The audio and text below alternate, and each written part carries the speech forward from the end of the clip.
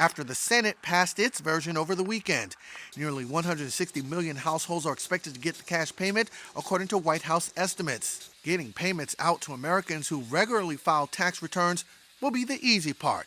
It will be challenging, however, to get money to other groups who are eligible to receive checks this time around, including the incarcerated, those with non-citizen spouses, and relatives of those who died in 2020. Top economists are debating on whether another round of stimulus would even help Americans cope with inflation.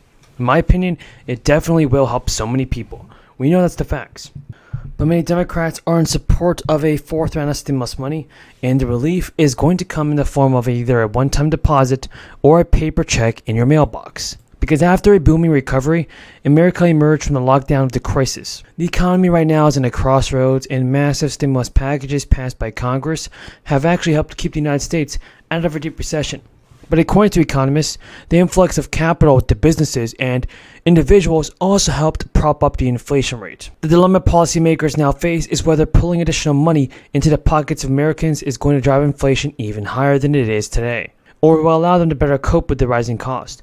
Although the amount cannot be debated, economists insist that there is no doubt that the inflation, $5 trillion released into the American Rescue Plan economy during the crisis had at least some positive impacts and caused rising inflation as well. JP Morgan Chase had already reported that the bank balances in the United States has soared as stimulus payments are being distributed, and they still remain higher than the pre-crisis levels. The clearest argument for additional stimulus money comes from actual data recorded by the USDA.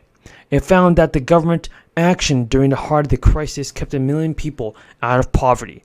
And the most impactful programs for alleviating poverty were economic impact checks under the American Rescue Plan and unemployment benefits increase. So for instance, a senior researcher fellow at the Tax Policy Center told reporters that another federal stimulus check could really help people out and help people cope with inflation, particularly those with lower income. And according to sources, these types of households tend to have less money in savings, so delivering some sort of cash benefit right now will protect a lot of people from the inflation that's happening around them. The former presidential candidate Andrew Yang even said that the stimulus packages have gotten too much of the blame for inflation. Yang told NBC News that money in people's hands for a couple of months last year was a very, very minor factor, and that most of the money has long since been spent, and you continue to see inflation rise. Yang has long been a proponent of universal basic income, and he feels that additional direct payments to Americans will keep the economy stable during future crises and keep more Americans out of poverty. Many states have even taken this into their own hands. For example, California and the state legislatures have proposed $400 checks for residents who drive cars, while the Georgia governor has also signed into law a $250 stimulus check to every single person that has a car. And other state legislatures, including Illinois, New Jersey, and Idaho, are considering various proposals. State stimulus packages are of small enough scope that they likely won't even push up inflation by any additional amount, whereas the federal government has spent trillions of dollars over numerous stimulus rounds, ultimately providing most Americans with $3,200 or more, and state stimulus amounts are typically limited to $500 or even less. So as you can see, people need stimulus money right away, with many people focused solely on lower income taxpayers. These smaller targeted amounts may actually help Americans cope with inflation without even driving it any higher. And that's because of one thing. The Hawaii legislature approved a tax rebate earlier this year. It provides $300 to residents who earn less than $100,000 in 2021. And those who earned more than $100,000 will receive a one-time payout of $100. The Department of Taxation has said that the payments could begin processing in late August, with most payments to be sent out by the end of the year.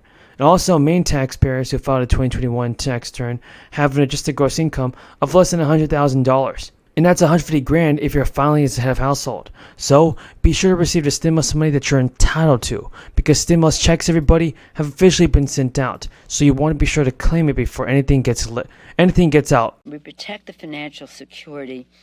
The Congress remains hard at work until late at night, last night, starting early this morning, on the omnibus funding package.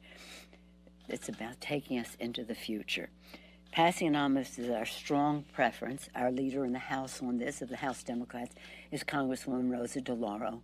You've heard me say again and again, as an appropriator myself, left to their own devices, the Republicans and Democrats, in a bipartisan way, on the Appropriations Committee, can reach a solution. And we should let them do that. But sadly, we have no choice if they can't, that we would have to have a year-long CR. We don't like that, but if we can't have a solution, we have no choice but to keep government open with a year-long CR. We've made that very clear in the White House meeting the other day and in our conversations with our colleagues on the subject. It would be a last resort because, as you know, it would have a direct impact on so many. Face a steep excise tax on the sale of their products until they come to the table. If they're price gouging, if they're raising their prices above the rate of inflation, say for an older drug, they're going to pay a penalty. And then we have new significant relief for seniors who, when they get mugged at the pharmacy counter, come home and say they just can't pay all the bills.